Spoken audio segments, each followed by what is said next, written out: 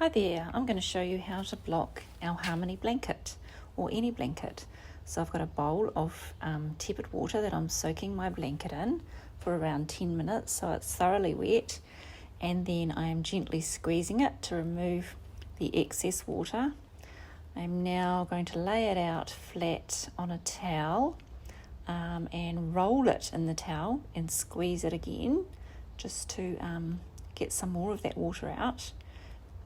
And then it's now ready to lay onto blocking mats or just onto dry towels if you don't have blocking mats. And as you can see, I'm pinning it, and then I will leave it to dry and take it off the mats when it's nice and dry. And what it does is it highlights the fabric and the stitch work and softens the whole blanket. It's absolutely stunning.